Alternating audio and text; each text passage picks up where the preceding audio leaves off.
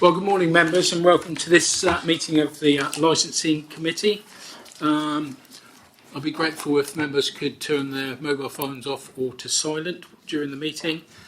There are no planned emergency fire drills this morning, so if the alarm does go off, we'll exit at the rear of the room.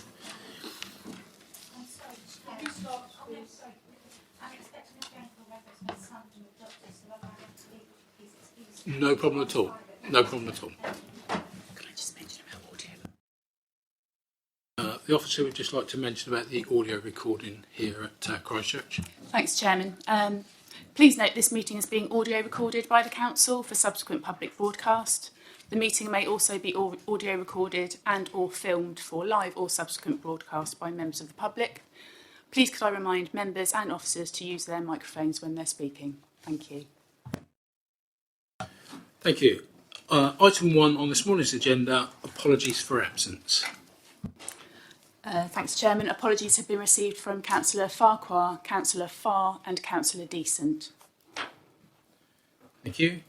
Item 2, substitute members. I understand that... Excuse me, Chairman. Point of order, please. Could I please ask why Councillor Lewis is here and who is she replacing from a member's point of view, please? Yes, Councillor Kelsey. I was just about to announce that Councillor Lisa Lewis is here this morning as a substitute member for Councillor Farquhar. Chairman, may I point out that under licensing rules, substitute members are not allowed on a licensing board. Can I just check with the officers on that one? Is it item on the agenda?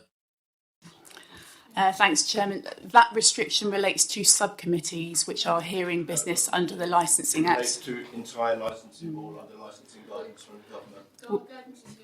We have checked that information with the monitoring officer and she has confirmed that advice. With the deepest respect, I'm looking into this more deeply, but the Licensing Act 2003 clearly provides for, and also under the Miscellaneous Provisions Act, which is attached to it, and there is no substitute. It's because of the very nature of the licensing body. There is no substitute. Poole has never done it. I've chaired licensing for 10 years. I know that David and Bobby and also Andy MacDonald from Bournemouth also did so. We never were allowed any substitutes. We were advised by the monitoring officer at the time, we were advised by the officers at the time. I know that Frank is here today. Frank was here. Frank Wenzel was here. Where is he? Where are you, Frank? Oh, he's over there. And we have never, ever had a substitute. It's just not done, not allowed. So I'm very confused as to why we're suddenly having substitutes. And in fact, I did raise this, and I know that David and Bobby have as well. I just thought it was a typo, to be honest with you. It was a bit of text that had been popped in, with deepest respect to you, Lisa. But I think that this needs to be looked into. And I have asked Graham Farrant to look into this more deeply. Because I think that an error has been made. If an error hasn't been made, then fine, we can all stand corrected. But it seems very odd for the last 20 years, I know Julie will also back me up in this, that we have never, ever had a substitute. We do substitute on subcommittees from the members of the Licensing Committee. That is why there are 15. We are given a good selection of committee members to choose from, but there are no subs on the committee per se. That is my understanding. It's also the understanding of a lot of people around the table, I think. And with the respect to Lisa, there's we don't intend to offend you in any way, shape, or form. Thank you, Councillor Butt. Okay. It would appear that guidance has been sought from the monitoring officer, Tanya Coulter, and she says that there's no issue with that, and also the guidance was sought from Peter Saville, who conducted the training back in May, and the advice here is that it's not an issue. Why does the government guidance say different to what we're being given? Surely the government guidance overrides anything else. Members, I think I'll call for an adjournment on this meeting to get some further guidance from the officers on this. So I think it's 10:05, I'll adjourn the meeting and we'll reconvene once we have an answer from the officers. Mr. Chairman, just before we reconvene, can I just add one small thing? I did notice that in London there was some suggestion, I think it was Hackney or Hounslow, one of their councils, and they actually brought it to the committee and discussed it Okay, so it was a matter which was discussed and it wasn't upheld. So there is some precedent on it. Thank you. Thank you.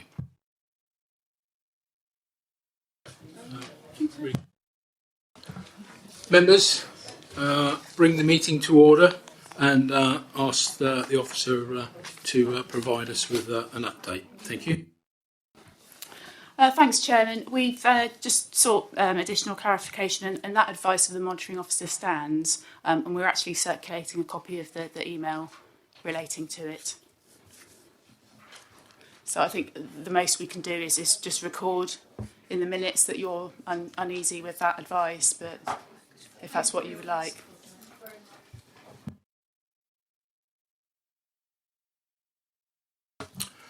Mr. Chairman, if you've recently...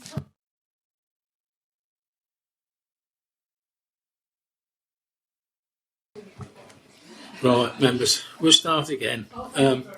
Item 1, apologies. Okay. Thank you, Mr. Chairman.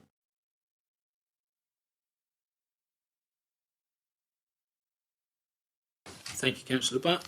Moving on then to item 2, substitute members. So Councillor Lisa Lewis is here today for Councillor George Farquhar. Thank you.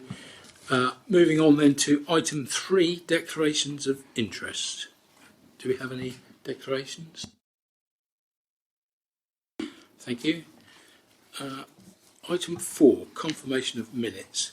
To confirm and sign as a correct record the minutes of the Licensing Committee held on the 29th of May and the minutes of the Licensing Subcommittees held on the 12th of June, the 9th and 23rd of July and the 6th and 20th of August. Are members happy, or is there anything that members would like to say? Chairman, for the meeting that was held on the 6th of August, I was not the chairman, as stated in the minutes.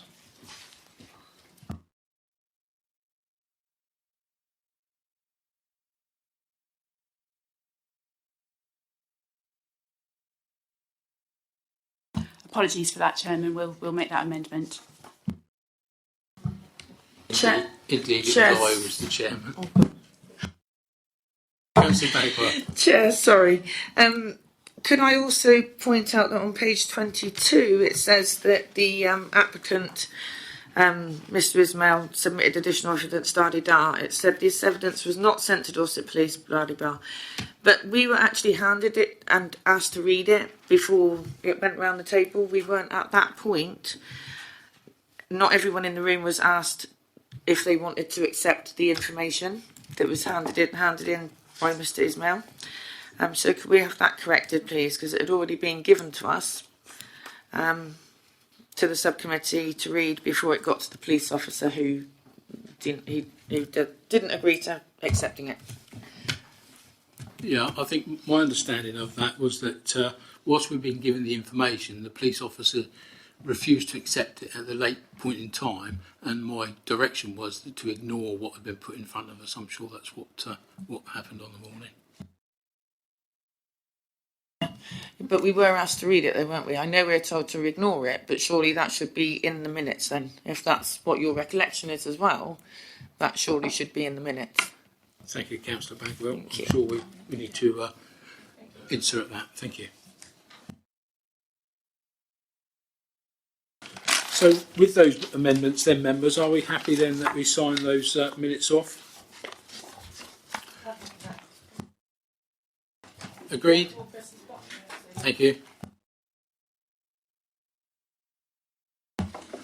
Item 5, public issues. I understand that there are no representations from members of the public this morning. Item 6, review of Hackney carriage fares within the Christchurch zone. To consider a request to review Hackney carriage fares within the Christchurch zone so they align with the fares charged in the Bournemouth and Poole zone. Can I ask Mr Whitney to introduce the item, please? Thank you, Chairman. Good morning, members.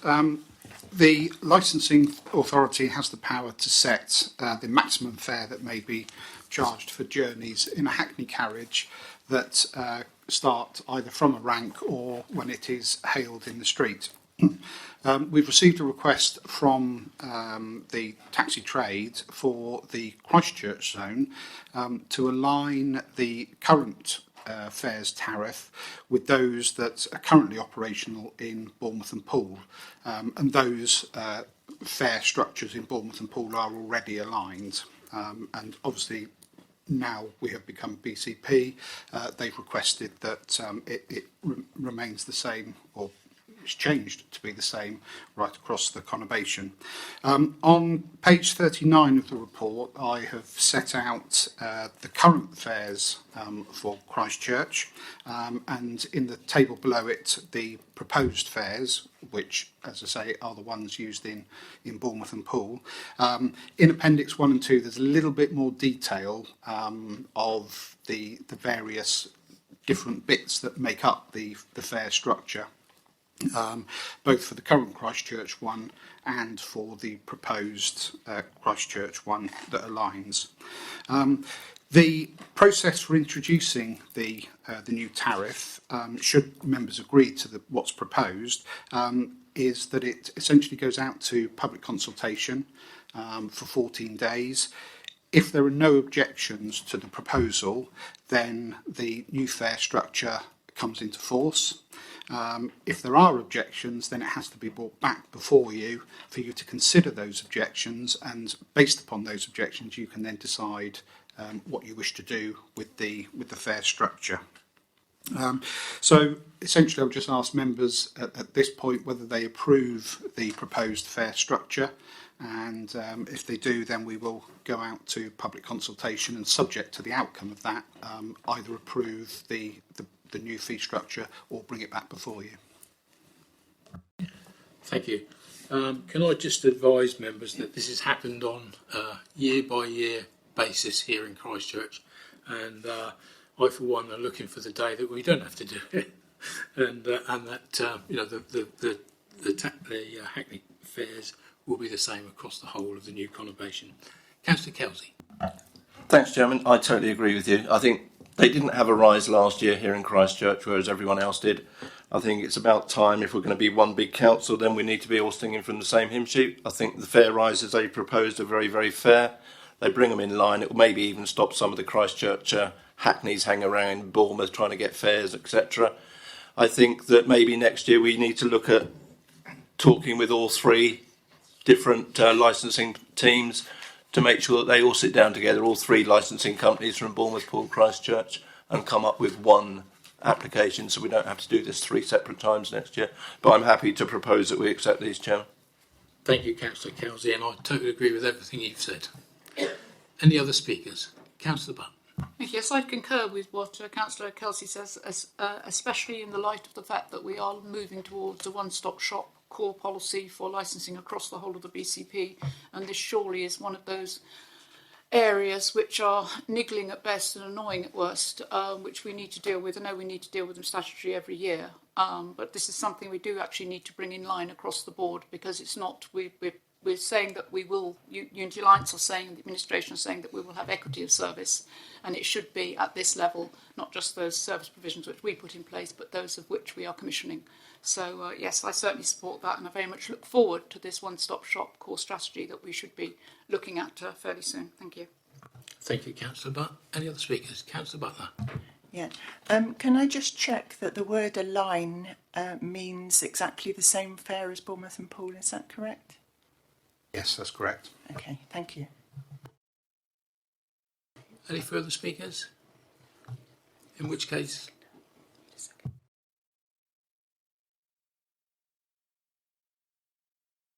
Councillor Butt, seconder. Councillor Kelsey, thank you very much. All those in favour? 1, 2, 3, 4, 5, 6, 7, 8, 9, 10, 11. Unanimous. Thank you, members.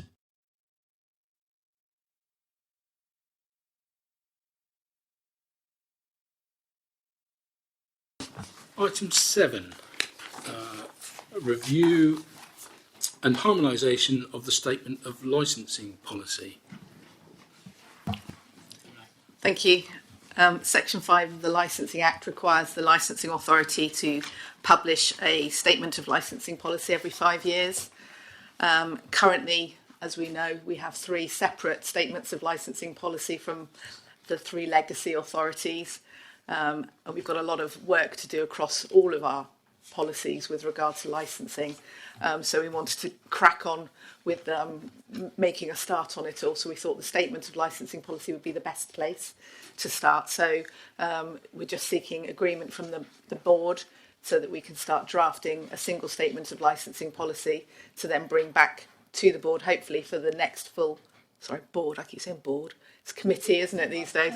Yeah, the next full licensing committee in December, if we can have a single draft document for the members to then provide their feedback and comments to help shape that policy, we can then go out to public consultation starting January. And because it's a full new policy, we would be looking for 12-week full public consultation, and then seek, to introduce our full proper policy by sort of March, April, hopefully next year. I don't know what else to say, really. If anyone's got any questions. Councillor Butt. Sorry, me again first, as usual. Thank you, Mr. Chairman. This is a huge piece of work for officers and also a huge piece of work for the committee. But I'm mindful that we do have a lot of new members on the committee, and with the deepest of respect, it's having that understanding of licensing policy per se in order for us to iterate whether we like it, we don't like it, we're happy with it, or what we'd like to do with it. Ergo, could we possibly have a training session put in place so that as we look at the new policies which are coming forward and how we're realigning those, to make sure that we're getting it right? I think that might be useful if it's possible. I don't know what the chairman might think about that, but I think it would be a very, very useful structure for us to have as you're beginning to bring things forward. Perhaps we could have a training session. I don't know whether it might be prior to our December meeting. It would be good to have it prior, and then we'd be more averse of the facts to apply to the new policies as they come forward. Thank you, Councillor Butt. Yeah, workshop, training, it's I totally agree, because it's a huge amount of work for officers to look at, and obviously members have to go through it, so I would be more than happy to support that proposal. Councillor Dove. Yes, thank you. And I would also support some training or workshop in line with the sort of implementation of the new policy. It's just I'm well aware that whenever we do anything with licensing and go out to consultation, we have solicitors representing the industry often write back quoting legislation. I'm just wondering, therefore, if perhaps we could postpone the training after the consultation, so that so that our workshop will reflect some of the concerns that the industry have. Does that make sense? I think we could do both, to be honest with you. Okay. Thank you, Councillor Dove. I don't think that would be a problem. The 3 statements of licensing policy actually don't differ greatly, because the guidance that they're issued under is quite specific. But yeah, I don't see a problem with sorting out some training and information. Prior, yeah, and maybe have a, like I say, sort of something before we come to the committee, just to go through some of the points that have been raised via the consultation, to maybe get a little bit of conformity before we actually come back to committee for members. That might be useful. I think it's a good idea. Happy to support that. Members, any members wishing to speak on the item at all? In which case, then I'm happy to propose from the chair. Do I have a seconder? Thank you, Councillor Kelsey. All those in favour? Okay, that's unanimous, Chair. Thank you.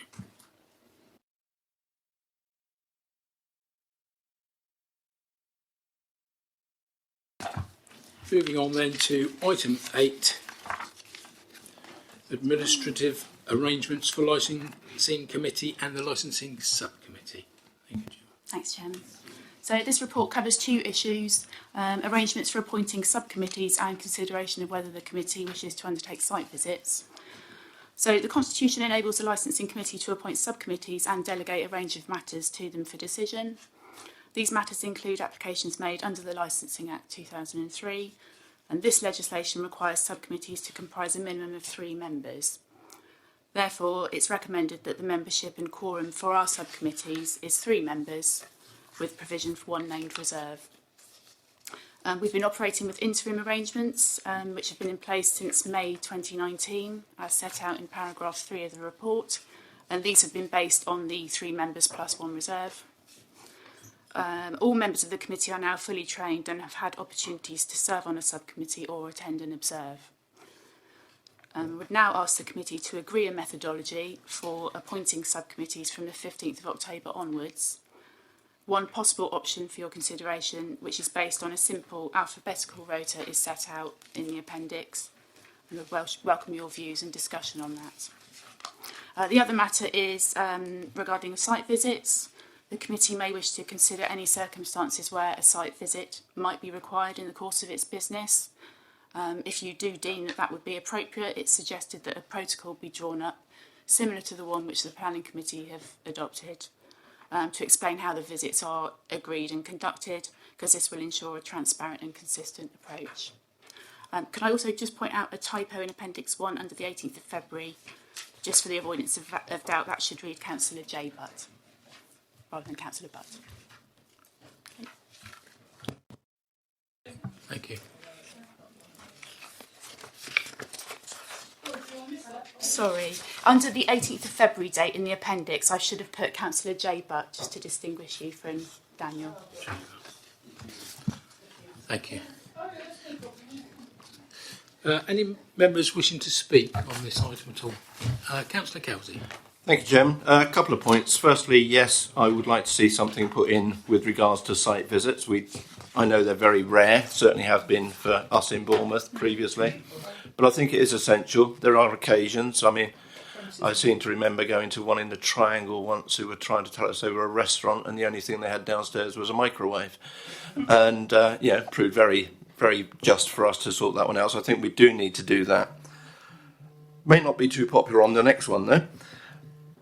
In Bournemouth, previously, all subcommittees were attended by either the chair or the vice chair. This was partly because they were the 2 people that were getting the special responsibility allowances, but also because it enabled continuity throughout everything. So you always had at least one person that was there knowing how everything was working, and you had that constant throughout the licensing hearings. They were able to run the meetings properly. They knew the way they ran. They knew how it was set out, who spoke first, who spoke second, and everything like that. We haven't necessarily had that so far because it's not been constant. And another thing on that is I also think we need to have delegated democratic people that always attend licensing, and legal people. Over the past meetings, we've had different people attending most of the different meetings, and that also leads to confusion, different ways of doing things. So I think that needs to be tightened up now. Thank you, Councillor Kelsey. Councillor Butt.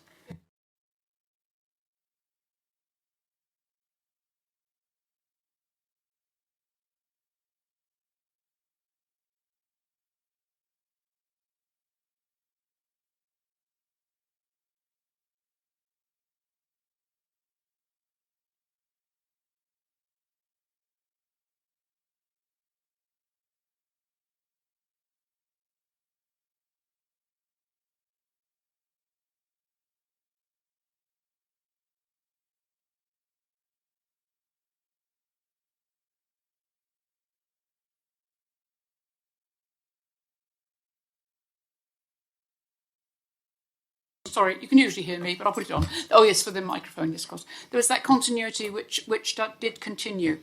It's also very important, of course, because there is a sanction with regard to any vexatious decision. If a vexatious decision is made and deemed to be so, then there is a custodial sanction which can be applied to the chairman.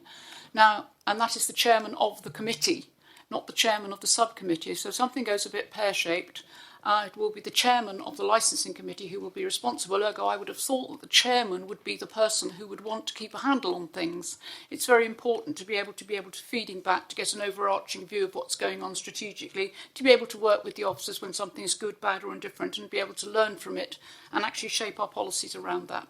So I would just completely support David. I know it's always happened in Poole, it's always happened in Bournemouth, and I do think it's very important that the chair absolutely does it, the vice chair, if the chair is not available. And that isn't because I don't want to chair anything. I'm more than happy to go along as an ordinary member and share my expertise. But I do think it's important that there is continuity. Thank you. Thank you, Councillor Councillor Bagwell. Thank you, Chair. I totally agree. I know that when we were doing licensing in Poole, that we had the same clerk every time, and that clerk was amazing. And we also had the same chair, and it was just the other two on the subcommittees that changed, and that continuity kind of made it fail safe. So I totally agree with my colleagues. Thank you, Chair. Thank you, Councillor Bagwell. Councillor Duff.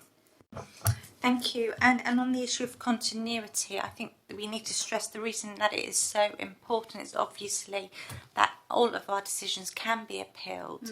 And if they're overturned at Magistrates' Court, there is a financial cost to this council. And that's the importance of having that continuity of decision making to ensure that each and every decision we make is sound and consistent and less liable to be overturned at Magistrate Courts. Thank you, Councillor Duff. If I can just clarify the position regarding legal support, the lead licensing lawyer, she's actually off on long-term sick at the moment. And I know I appreciate there's no criticism, but I just wanted to explain what the plan is going forward. The plan going forward would be Linda and I that would be covering licensing subcommittees. It's just been unfortunate over the summer with Linda being off sick, and then the times when I haven't been able to attend, it's because I've been on holiday abroad and we've had to bring people in at the last minute. So the plan going forward is it would be 2 people. Thank you for that. Councillor Burton. Sorry. Yes, I mean, other members have a lot more experience with licensing than me, and we've heard a lot about what happened in Poole and Bournemouth. Do we know what the custom is in other local authorities to how this is run? Chairman, it varies. Some authorities operate with like a pool of chairs taken from the main committee, which they then will allocate. Others, I'm sure, will do the chairman or the vice chair, and others will do as set out in Appendix 1. So it does vary. Thank you. Councillor Kelsey. Yeah, thank you, Chairman. I was just going to say thank you for that update, and I appreciate that. And could you pass certainly my regards on to Linda if you speak to her, and hope she's back soon. All of us, Yeah. Thank you, members. Councillor Butler. Yes, when the subcommittees were being discussed prior to the list being handed out here, we were talking about ensuring that every subcommittee had at least one experienced member on it. Obviously, I don't know who's got more experience than who. Can that be checked for each date that's listed here on page 53? Just to ensure that each subcommittee has at least somebody who's got more experience. I think, through you, Chair, I think that does work out. That there is at least one established member on that list. Right. Okay. Thank you. Any further speakers? There's also the other thing where then I'm not speaking for anybody who's on these subcommittees. I would chair happily. It looks like when I'm looking out of here, it would be me that would chair through the experience factor. But there may be some people who are deemed to be experienced but would not want to chair. Ergo, that means you're putting in somebody in a position who doesn't want to be doing that, and it is by agreement that we propose ourselves, or we propose, and we do it by agreement. Ergo, this can lend us to having 3 people, and one of those 3 people, the experienced person or any person in there, does not wish to chair, and then that goes against the whole issue of accepting that responsibility, which is what we have in any committee or subcommittee, that we are proposed and seconded, and we accept that responsibility. Therefore, I'm very itchy and uncomfortable about having these set subcommittees. Again, I'll bore you, and I'm sure Dave would bore you as well. What we would do was the subcommittee would come up. I know you've got a genderised, and an invitation would go out to those people who are available, and it would be taken from that. And we were doing 20, 24, 30 a year, so it wasn't as if, and this is in Poole, so it wasn't as if that wasn't possible, because it's been proved that it was possible. that you could do it very quickly. I know this is done for expediency so that it's all in train, but it can be done where it comes up. And those people, so if you were chair, you would make sure that you had 2 people. And also there's the experience and expertise that sits around the actual area. Some people might be very hot on premises licences. Some people may be very hot on taxi or something. And they would wish then to be involved in that. Or they may have a wish to train in something and to get onto something which they might not be chosen for naturally by the officers. So again, I think it is down to a very experienced chair of the licensing to have that knowledge to take it forward. Thank you, Mr. Chairman. Thank you, Councillor Butt. Thank you also for your referrals to both Poole and Bournemouth, what you previously did. All I would say is that we are a new BCP Council and we have to look for the way forward for the new BCP Council and not look backwards. Personally, Point of order, Mr. Chairman. Point of order, Mr. Chairman. No. Councillor, I have not finished speaking. Once I finish speaking, I'll invite you to speak. Thank you. Thank you. Now, I personally am quite happy to sit on all of the subcommittees, either myself or the Vice Chairman. I'm quite happy to do that if that's the wishes of this committee. What we need to do then is look at amending the recommendations in terms of item A. So would officers be able to just have a look at that for me? Whilst the officers just looking at a revised recommendation, Councillor Butt, would you like to speak? Thank you, Mr. Chairman. Yes, I in no way, shape or form look backwards. I'm very proactive about BCP. I was merely giving Bournemouth and Poole as examples and nothing more. We have to use examples as to form a forward policy. So I don't think that your comment was fair. I certainly wasn't taking a retrograde step. I was looking at what we had done to take us forward. Thank you. Best practice. Thank you, Councillor Butt. We also have to look at the newly elected members gaining experience. That is also one thing that we need to look at. Councillor Bagwell. Thank you, Chair. I'm hoping that BCP Council takes all the good parts from all policies across BCP. That way, for me, we get the best that we can and we'll always be improving on that. So I'm quite happy as long as we take all the best bits from all 3, then there'll be no looking back, we'll just be looking forward.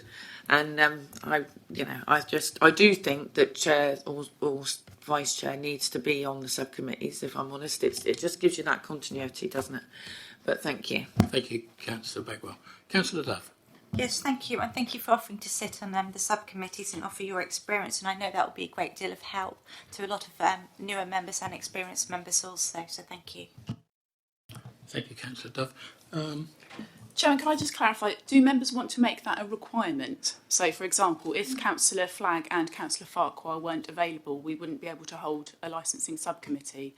Or is it something that you would look to be a preference? That So it's almost like a protocol rather, because I think if you're going to make that a requirement, it will need a change to the Constitution. Chairman, if I may. I think Councillor Bagwell was first. Sorry, Julie. Oh, sorry, Councillor Butt. Yes, clearly that makes sense, doesn't it? I mean, the preference would be for the chair to chair at all times, the vice chair to chair when the chair couldn't. But obviously, if neither are available, then somebody else chair, hopefully an experienced member. But then as time goes on, hopefully everybody will be experienced enough to take on that role. Thank you, Councillor Butt. Yep. And so if we operated on... Sorry.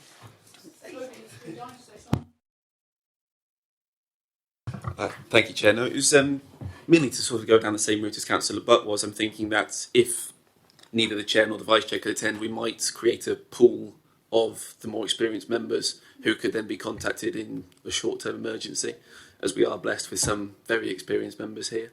I think that would be good, so as not to have a situation where a licensing subcommittee could not be held at all. Thank you, Councillor Johnson. Would it be in order then, perhaps for the reserve, to be a Just going to say, Chairman, if we operate on those lines, are you then happy for us to fill the other 2 slots alphabetically? Yeah. So if we'll just revise the list and recirculate it and just see what you think. Is that all right?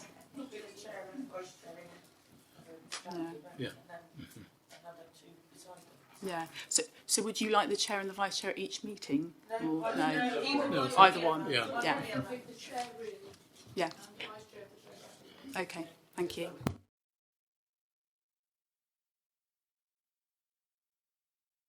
So I'm sure officers will put some words together on that point.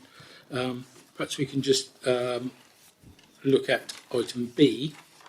The committee considers whether it wishes to make provision of site visits by the licensing committee and the licensing subcommittee. I think it's probably more appropriate to license subcommittees, I would have thought, rather than the full committee. Yeah.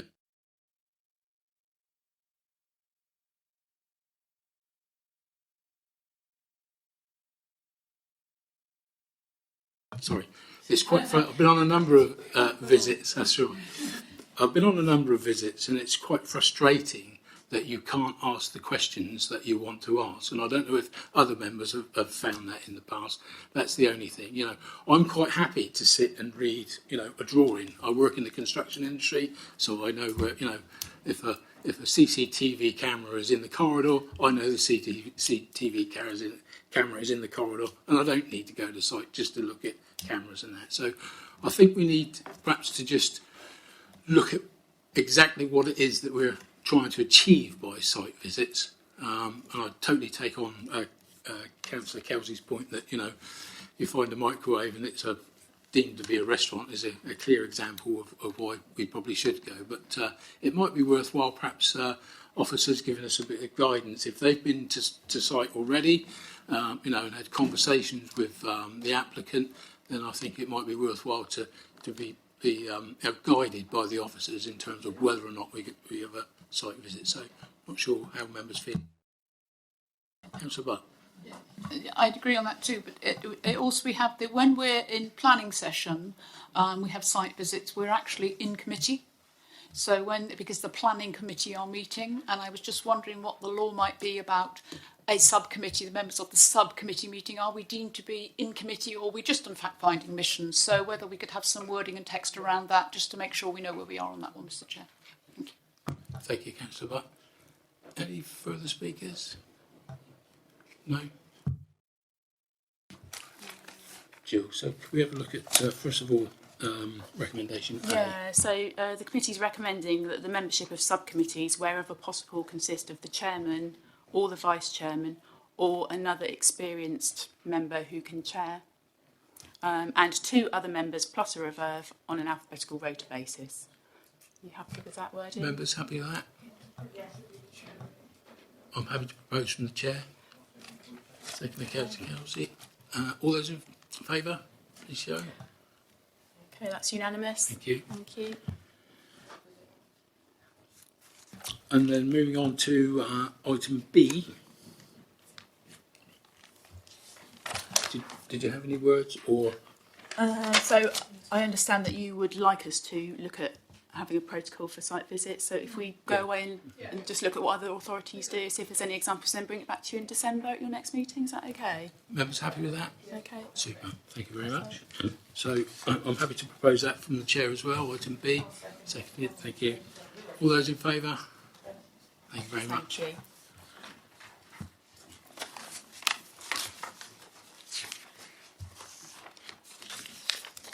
Right, members, that brings the meeting to a close, but I would be happy if members could stay behind, just have a quick chat in terms of where we are with the current subcommittees, and I know we've had a good discussion this morning. But